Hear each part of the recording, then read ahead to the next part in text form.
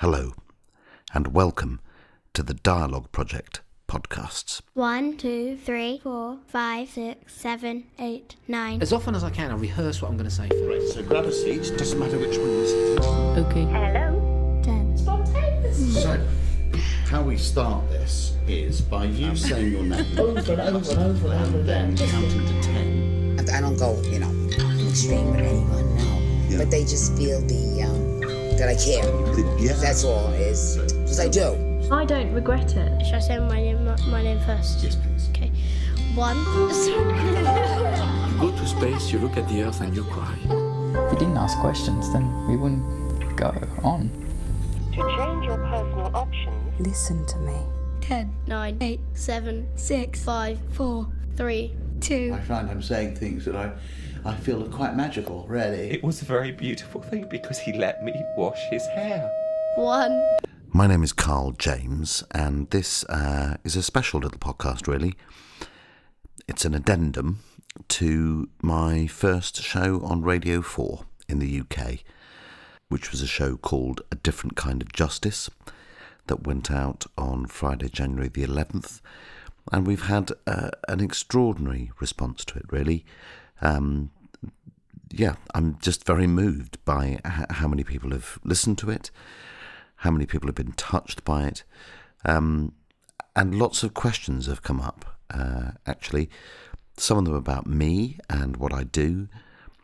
A lot of questions around Margaret and what inspired her or motivated her to take on this process of restorative justice at a time when she was going through an awful lot of stress in her life, which, if you've listened to the programme, you'll already know about.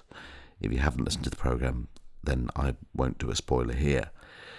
So after thinking about whether I should write a blog about me and Margaret and all those things, I thought, actually, I'll just go back and listen to the tape, because the first 12 minutes of me and Margaret just chatting, and while Russell, my producer, was getting the levels right, we do actually talk about a lot of the things that the questions are about. So rather than do any more editing, I thought I'd let you hear the unedited, unexpurgated first 12 minutes of my conversation with Margaret back in August. So if you've already heard the programme and you're curious about any of the things that I've just talked about, I hope you'll enjoy it in that way. If you haven't heard the programme, you should probably listen to that first and then listen to this. So here we go. Up in Blackburn in August 2012. This is me meeting Margaret. How much do you know about me? I don't know anything about Would you like to know anything Yes, I about would me? actually, yes. Okay. Well, while you're talking to You can do some sound checks, Yeah. can't you? Yeah. So tell me when you've had enough of me. So my name's Carl, spelled with a K. Got 2 boys. Had quite an interesting upbringing. My dad died when I was very young.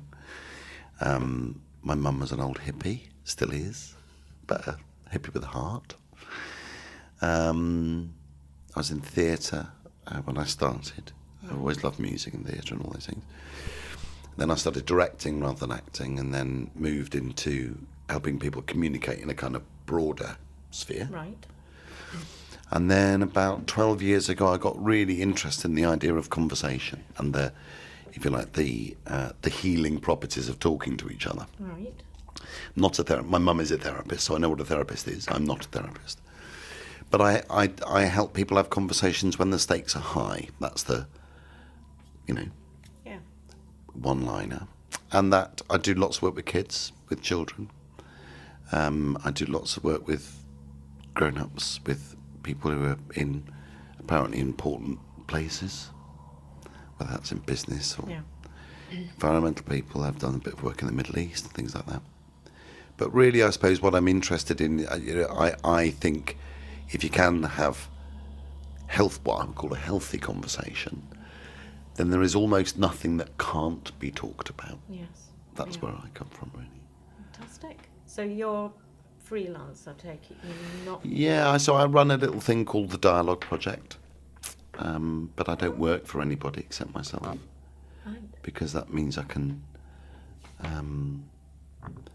make my own choices, if you see what I mean, and decide if I think it's a good thing or not. Margaret, can I just get you to move in a slightly closer?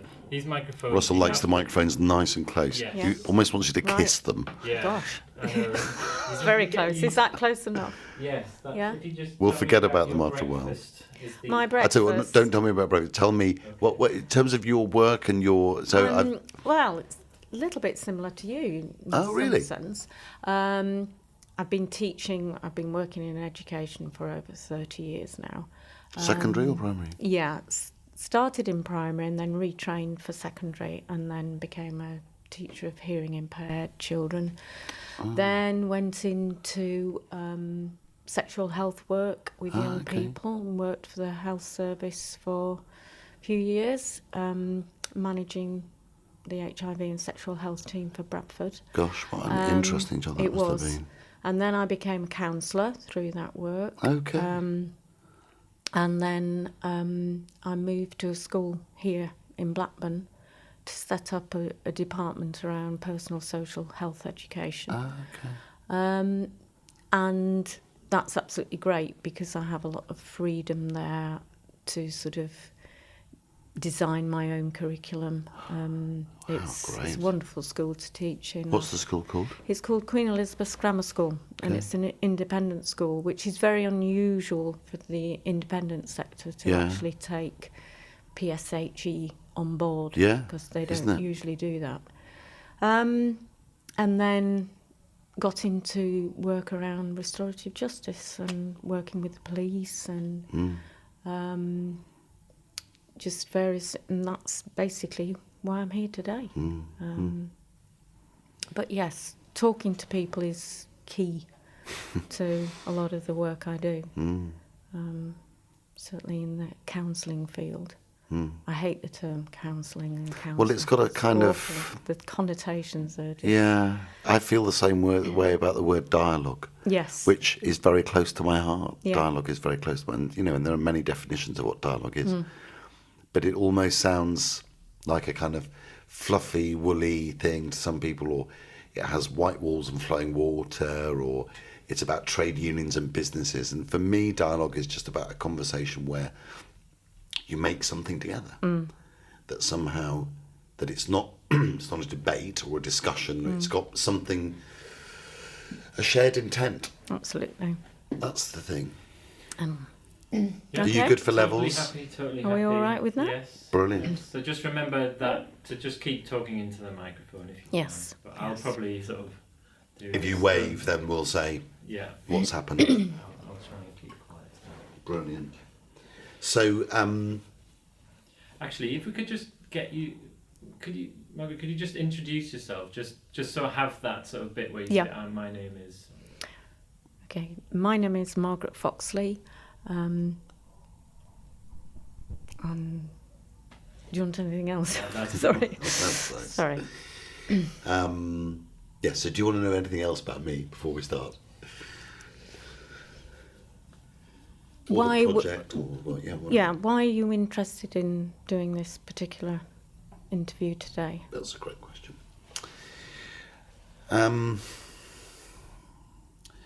The intention of the programme, and Russell and I have been working on it together for more than a year now, talking about it, thinking about it. And if Russell has any points of difference, he'll say so. But why I'm interested is I'd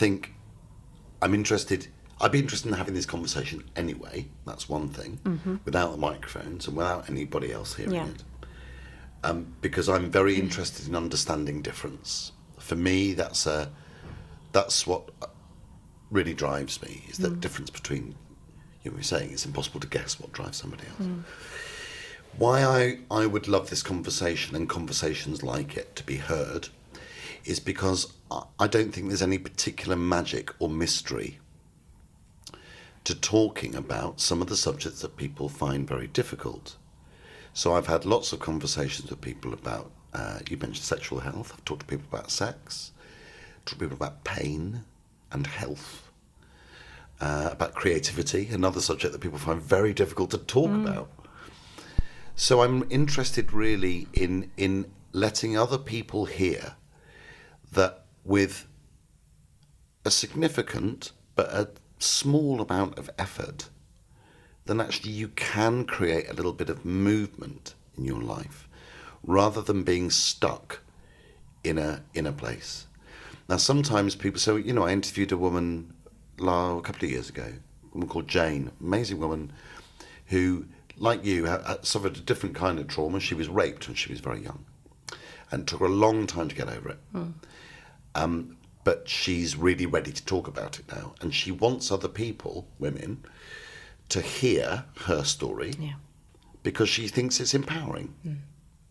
And I think, from what I can tell, and I'm looking forward to finding out more from you, but in a way that seems to me that you've had a trauma, when you've had several traumas in your life, and we'll talk about as much as you want to talk about, but for you it seems that trauma has been the spur to change. Absolutely. I think looking back on everything that's happened since my daughter died. Which was exactly when? 3 years ago. Okay. 25th of July. Okay. So it's Gosh, very, very close. Okay. It's almost been like it's been the start of a journey.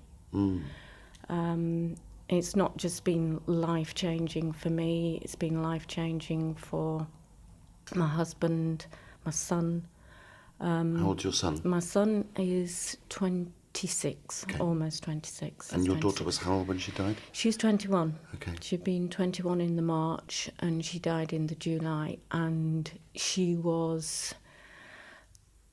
If you walked into a room when she was there, both her physical presence and her voice, you knew she was there. Okay. She was a beautiful girl who loved music. She was... What kind of music? She was writing her own stuff, recording it, but she'd sing anything from jazz to classical. She was classically trained, and she played other instruments as well. But she went on the route to go to university to do psychology, and suddenly realised that it wasn't what she wanted to do in life, and made a very brave decision to come out of uni and start a musical career. Goodness. And when she died, it was almost like, well, I've got to keep something alive. It's a very special part of her. Now, the difficulty I was a musician. I used to love singing. I went to a choir with my husband, and it was a big part of our lives. But as soon as she died, I couldn't open my mouth to sing. Really? I couldn't listen to music. I couldn't listen, certainly, to any of her music, her recordings. So there was a huge gap, and I knew that if I wasn't careful, I was going to lose everything that was very special about my daughter, Jessica, and everything that I loved and enjoyed before she died. And is it still true? Is music still a very tender... Music is extremely difficult, really, really difficult. Gosh, but as someone who loves music too, that's a big gap, isn't it? It's a huge gap, and it's had quite an impact on our marriage, because my husband didn't feel the same way. He found music very comforting, and he went back to choir, and it was something that we did together. So suddenly there was a gap there, a huge gap, and it was quite painful, because a lot of our friends were in the choir and I was sort of missing out on something, and it was slightly tense between us, because I didn't want to stop him from singing, but he couldn't quite understand that I couldn't sort of go back to it. Gosh, that seems doubly cruel. It was awful. To be robbed Horrendous. of your daughter that you share, and then to have something that you shared together. Absolutely. Goodness. And it was a real sort of... Music is a big part of our lives. I mean, our son, he's musical. He doesn't sort of continue with much of his sort of musical development anymore, but he will do. He'll go back to it. Sure. And he can always turn to it when he wants to. But suddenly we had this gap, so I sort of... You need to fill it with something. Yeah, I did. And what came along was a huge change in my life, something I got involved in the restorative justice process. And it was just something completely different, but started to really fill that gap. And I felt I was doing something which was in my daughter's memory to a certain extent, but it was something completely different, something I could really throw myself into.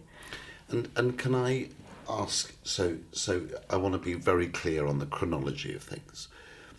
It would be really helpful. Could you take us through, as it were, the sequence of events, starting with the burglary and the association between those things, just so we have the story clear? Do you see what I mean? Certainly. I'm sure you've done it lots of times. I have, but it's always good just to repeat it, really, and just sort of understand the reasons why I am at the place I'm at now. So we're looking at November 2008. Jessica she'd moved out of home, but she was living quite close by. She got her own flat, and she was working... So, there we are. That's me talking to Margaret. Thank you very much for listening to this. Thank you for listening to the show. A huge thanks to Ian and Margaret, of course, for being such brilliant storytellers and making a different kind of justice such a compelling listen. Even I can say that, not because of anything I've done, but because of how honest and open Ian and Margaret were. So thanks to them.